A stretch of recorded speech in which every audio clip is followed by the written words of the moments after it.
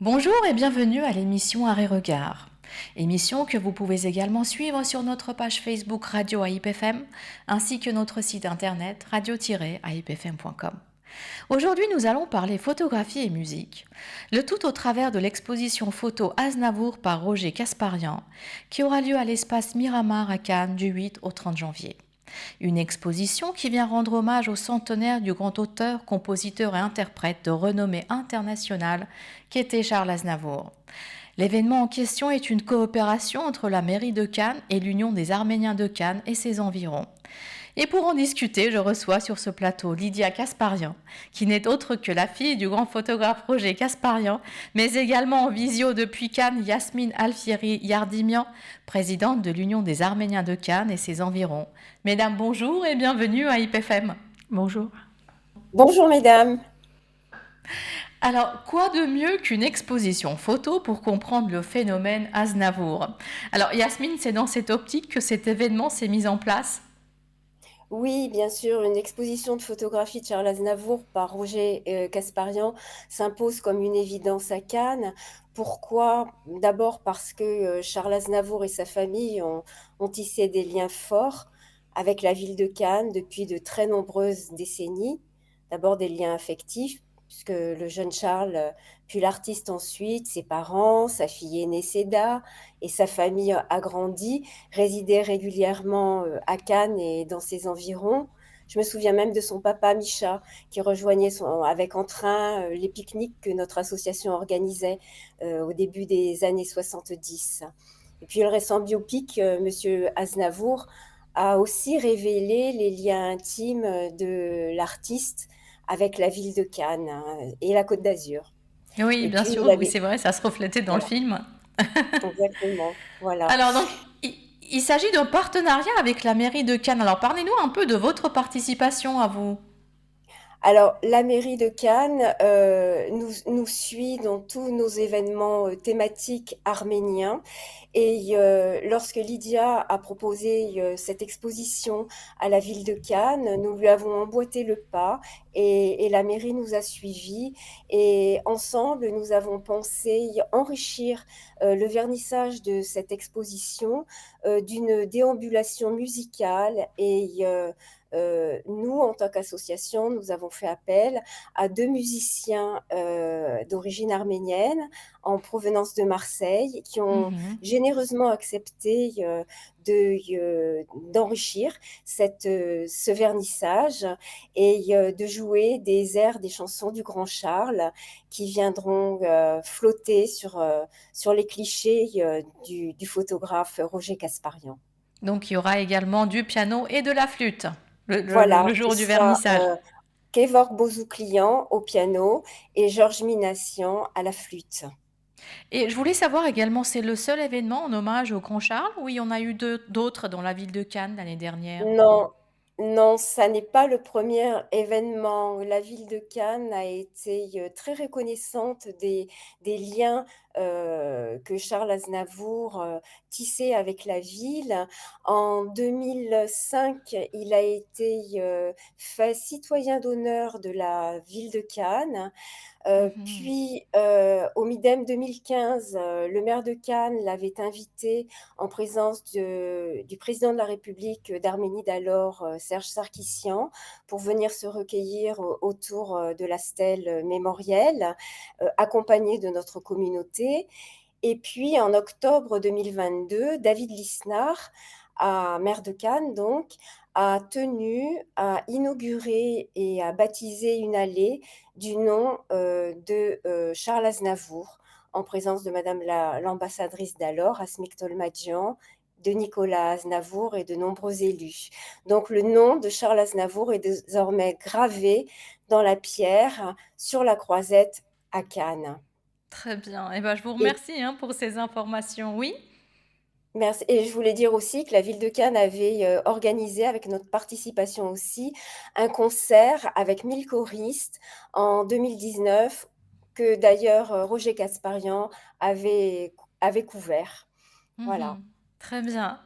Très bien. Alors, pour rentrer maintenant dans le fond du sujet qui est l'œuvre de Roger Casparian, je vais désormais me tourner vers Lydia. Alors, tout d'abord, pour connaître la genèse de cette exposition qui remonte à 2023, il me semble, n'est-ce pas? Alors absolument, en 2023, Yasmine n'en a pas parlé, mais nous étions également invités par la famille Aznavour, Christina et Nicolas Aznavour, et les Arméniens de Cannes, pour un grand concert Aznavour au Palais des Festivals. Et donc, à cette occasion, mon père a rencontré à nouveau David Lisnard, le maire, et lui a proposé de faire cette exposition, ce qui a rencontré un très grand enthousiasme de la part du maire. Et donc, voilà, on est là aujourd'hui et prêt pour montrer toutes ces photos le 9 janvier prochain. Très bien. Alors, je sais que l'année 2024 était une année très mouvementée pour vous, et sur le plan émotionnel et sur le plan du travail, d'abord par le décès de votre papa. Voilà, alors mon père, effectivement, en février 2024, était à Cannes pour cette exposition, enfin pour ce concert Aznavour, et on revenait d'une grande exposition aussi sur nos photos d'Arménie à Lille, avec la collaboration de Xavier Bertrand, et on était sur le départ pour la Géorgie, pour faire un reportage sur les Arméniens de Géorgie. Et malheureusement, mon père a eu la mauvaise idée de décéder là-bas, à Khalsikhe, d'ailleurs la ville de naissance du père d'Aznavour. Ah. Mais on peut dire que c'est une belle mort, puisqu'il était l'appareil en main, et il est décédé en faisant ce qu'il aimait, c'est-à-dire du reportage, parmi les Arméniens, toujours l'appareil photo à ses côtés. Et en revenant sur cette exposition, on peut dire qu'il s'agit d'une exposition itinérante, n'est-ce pas, qui fait le tour du monde en votre présence depuis fin 2023, et qui est déjà passée par plusieurs pays. Absolument. Alors mon père déjà a pas mal exposé dans le monde entier des photos de ses œuvres sur les chanteurs des années 60, mais pas seulement les chanteurs, aussi les artistes du cinéma. Il était allé en Uruguay, il est allé à Kuala Lumpur, à Londres. Et comme nous sommes dans le cadre du centenaire de la naissance d'Aznavour, plusieurs expositions ont été organisées. On nous a demandé donc d'exposer Aznavour. Ça a commencé par la mairie du 9e, avec Delphine Burkley, la maire du 9e, une très belle exposition. Et donc après le décès de mon père, ça s'est enchaîné avec les États-Unis, au siège de l'ONU à New York. Donc une exposition organisée avec la représentation de l'Arménie, et ensuite le Koweït avec l'ambassade d'Arménie également. Très belle exposition qui a rencontré un grand succès, alors que on pourrait s'interroger, est-ce que Koweït, on apprécie Aznavour? Mais oui, on apprécie Aznavour. Et on l'apprécie aussi énormément à Yerevan. Donc cet été, il y avait une très belle exposition organisée avec la Fondation Aznavour, rue Abovian, devant le cinéma Moskva, dans le cadre du festival Apricot. Voilà. Et dernièrement, à Minsk, en Biélorussie, par l'ambassade de France, qui était absolument ravie de présenter ce patrimoine culturel français, mais franco-arménien, à la population biélorusse, qui était aussi très honorée de voir que les liens perdurent malgré la conjoncture géopolitique. Voilà, donc Aznavour, c'est un ambassadeur, et mon père a participé à transmettre cette culture franco-arménienne. Très bien. Alors, en parlant des photos, ce sont des photos inédites, n'est-ce pas? Alors, c'est ce que j'expliquais un petit peu. Chaque exposition est différente, dans le sens où on n'a pas forcément le même public. Par exemple, au Koweït, il vaut mieux pas trop mettre de photos d'Aznavour en train de danser un verre à la main, parce que c'est pas dans les codes. En Biélorussie, c'est bien d'insister sur ces liens familiers. Il parlait couramment le russe. Ses parents venaient de Géorgie. Enfin, voilà. Donc, et il avait des liens très forts avec Moscou. Il a beaucoup chanté en russe. Il a beaucoup chanté en Russie aussi. Et donc là, on est un peu plus sur Aznavour de retour de sa tournée triomphale en URSS avec sa chapka sur la tête.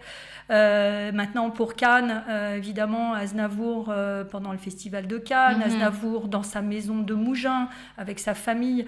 Donc voilà, on a des photos un petit peu qui sont liées à chaque lieu. Donc une exposition adaptée à chaque lieu. Absolument, absolument. Voilà. Et Aznavour était effectivement très proche de cette région du Sud où il y avait une maison dans les années 60 à Mougins. Et puis après, sur ses vieux jours aussi, il était dans cette région. Approximativement, combien de photos avez-vous prévu ? Une quarantaine. D'accord. Voilà. Très plus qu'une quarantaine. Et justement, où et à quelle occasion ces photos ont-elles été réalisées ? Alors, en fait, j'ai cherché, moi, à organiser un petit peu tout ça. On présente Aznavour sur scène, voilà. Mais aussi, mon père a eu la chance de côtoyer Aznavour dans son intimité et de le voir dans les coulisses, avec sa maman, Knarr, qui était dans les coulisses de l'Olympia, de le voir en répétition aussi avec l'orchestre Lefebvre dans les studios donc avenue Hoche, Barclay. Mais il l'a vu aussi avec ses amis. Il l'a vu à Montfort-l'Amaury dans sa maison avec Johnny Hallyday qui a vécu chez lui pendant 2 ans.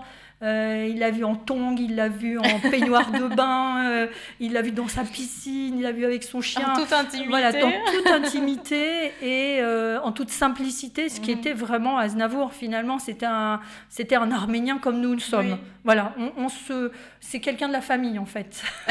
Voilà. Et donc ces photos reflètent l'Aznavour simple, l'Aznavour abordable, l'Aznavour au quotidien. L'Arménien comme nous, l'Arménien qui est parti de rien, qui était persévérant. Et on voit tout ça dans les photos de mon père.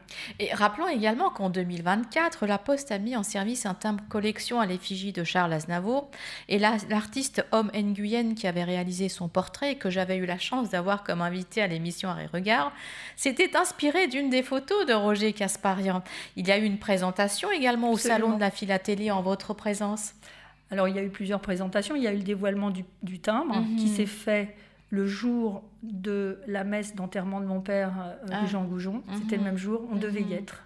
Donc ça, c'était assez déchirant parce qu'au lieu d'être là-bas pour des réjouissances, on était plutôt à l'église. Et puis il y a eu effectivement au Salon de la Philatélie le dévoilement de ce timbre et j'ai aussi rencontré l'artiste très sympa et qui était très honoré de reprendre une photo de mon père pour faire la retravailler de façon artistique. Et cette photo fait-elle partie de l'exposition justement en question ? Oui, elle est dans cette exposition. Et c'est vrai que c'était un rêve pour le jeune Roger Kasparian de photographier Charles Aznavour, symbole de réussite pour les jeunes Arméniens de France ? Absolument, parce que comme le rappelait toujours mon père, Aznavour dans les années 60, mon père était un peu plus jeune qu'Aznavour, donc il avait une vingtaine d'années, 22 ans, c'était un modèle pour les Arméniens, un modèle de réussite, un modèle de travail. Et de persévérance. Ils avaient absolument besoin de ça à une époque où être étranger en France, c'était pas facile. C'était pas maintenant, comme maintenant où on se revendique un petit peu d'une autre origine.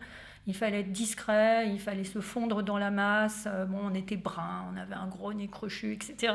Donc c'était Aznavour, c'était vraiment quelqu'un qui avait réussi et pour lequel tous les Arméniens devaient suivre sa trace en fait.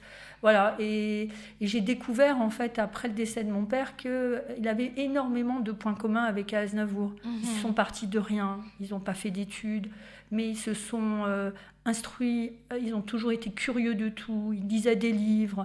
Mon père lisait Baudelaire, il s'inspirait des peintres, il allait au musée du Louvre pour regarder les clairs-obscurs, etc. Et Aznavour, je me suis dit, c'est pas possible, mais je vois la même chose. Il avait une curiosité de tout, il me disait qu'il avait 3 dictionnaires comme livre de chevet. Et donc voilà, c'est des phénomènes et c'est des modèles même pour les générations futures et nos propres enfants. C'est vrai que c'était un vrai autodidacte, Aznavour, puisqu'il s'instruisait sans cesse en fait. Sans cesse, voilà. Et c'est vraiment des chemins à suivre. Et en parlant des points communs, votre papa était également un artiste engagé comme Aznavour. Il a beaucoup travaillé pour la communauté arménienne, donc ça leur fait un point commun en plus. Absolument, voilà. Mais ça aussi... Vous savez, on côtoie ses parents tous les jours, au quotidien, et on découvre parfois des mondes cachés qu'on ne soupçonnait pas. Donc je sais que mon père était un fervent travailleur pour la communauté arménienne, puisque pendant 20 ans, il a photographié tous les événements du plus petit au plus prestigieux. Mais j'ai découvert surtout à son enterrement à quel point les gens étaient sincèrement touchés et affectés par son départ, parce qu'il faisait partie du paysage quotidien de tout ce qui se passe dans la communauté arménienne de Paris. Et puis après aussi, avec l'âge, il a beaucoup voyagé et il a rencontré plein de gens. Et voilà, en fait, ça constituait pour lui, pour un Arménien qui avait que ses parents comme famille, c'était sa famille, en fait, tous ces gens de la communauté, quels qu'ils soient, dans tous les domaines culturels, politiques, etc. Et justement, vous l'avez souligné tout à l'heure, Aznavour, en fait, il l'a connu dans son intimité. Alors, comment est-ce qu'il en parlait ? Alors, mon père avait beaucoup de points communs avec cette façon d'entraîner sa famille dans son activité professionnelle. Alors c'est vrai qu'on a un petit peu décrit Aznavour comme quelqu'un d'assez carriériste, froid, qui avait un objectif de vouloir réussir à tout prix, mais malgré ça, on retrouve toujours un membre de sa famille, en tout cas sur les photos de mon père.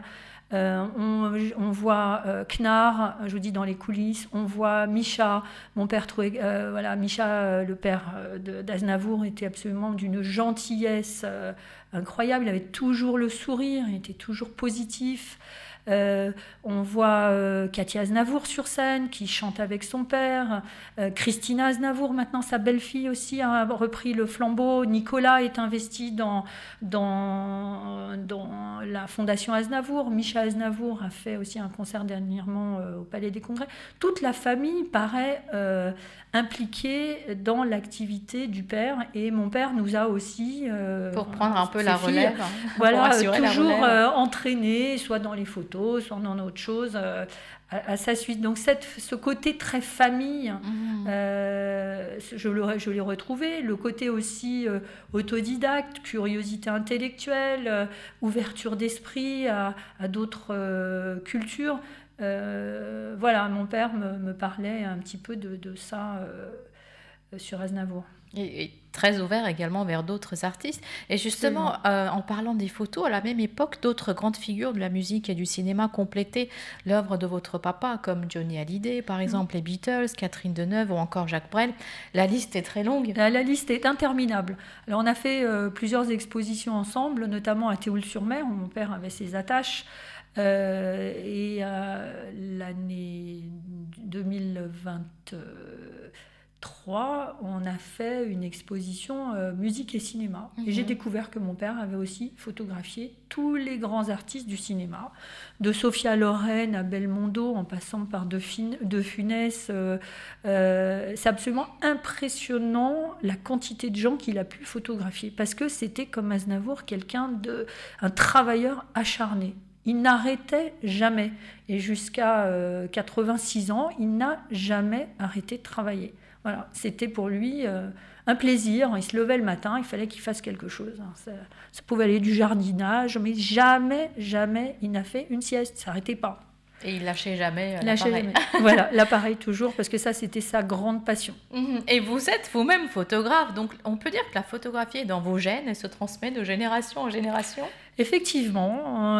Alors ça a commencé à mon grand-père, donc le père de Roger, Varastad Kasparian, qui était orphelin, qui est arrivé en France à l'âge de 12-13 ans, et puis qui est devenu photographe lui-même.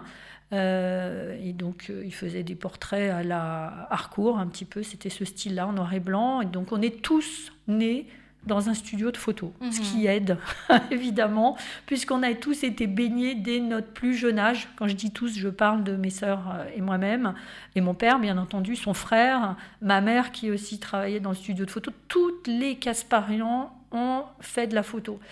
Et mon fils Norvan, lui, il est aussi un petit peu photographe dans l'âme, mais surtout musicien. Mais le fait, c'est un peu comme les médecins ont des enfants médecins, les musiciens, ça aide. Bach avait ses enfants, toute sa famille était dans la musique. Chez nous, chez les Kasparian, toute la famille est dans la photo. Et vous naissez les Casparian avec cet amour particulier pour l'objectif. Absolument, voilà, c'est vraiment, mais c'est une seconde nature. Mon père se disait photographe de naissance. Et je peux dire que moi aussi, je suis photographe de naissance. Parce que toute petite, vous habitez au-dessus, vous descendez les escaliers, et là, on sent le révélateur, on sent l'acide acétique, il y a des objectifs, les éclairages, c'est magique, c'est juste c'est mieux qu'Harry Potter, en fait, parce que c'est la magie, la photo. C'est extraordinaire. Donc voilà, cette passion. Et vous avez déjà exposé avec votre papa une exposition père-fille ? Oui, on en a fait plusieurs. Comme je vous disais, on en a fait une à Lille, donc au conseil de région de Lille, une très belle grande exposition où Madame l'ambassadrice Asmik Tolmadjian était venue aussi, et Ovanes Kevorkian. Voilà, on en a fait une sur l'Arménie, un festival en Bretagne cet été. Parce qu'en 2020, on a été tellement touchés, traumatisés par ce qui se passait en Arménie, la guerre des 44 jours. On a décidé avec mon père et mon fils de partir, malgré les conditions difficiles de guerre, des hivers, de Covid, etc. On a bravé tous ces obstacles pour aller faire des photos sur place. C'était vraiment un devoir pour nous d'être là-bas et d'utiliser nos compétences pour aider l'Arménie. Et ce qu'on sait faire, c'est la photo. Donc on y est allé. On a fait, à la suite de ce premier voyage, plusieurs autres voyages, 6 ou presque 8 voyages. On était allé en Artsakh et on a photographié tout ce qu'on pouvait photographier dans le but de transmettre et aussi d'éclairer en France les Français. Parce que les Arméniens, on est tous au courant, plus ou moins, mais les Français ne savent rien, ne connaissent pas l'Arménie. Et donc on voulait vraiment ramener l'Arménie en France. Donc c'est un petit peu une mission.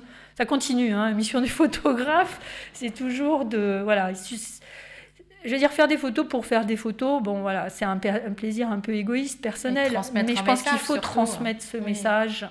Et là, franchement, l'Arménie, elle a besoin de ça. Et justement, on vient de faire le point un petit peu sur les expositions passées, mais l'année 2005 ne fait que commencer.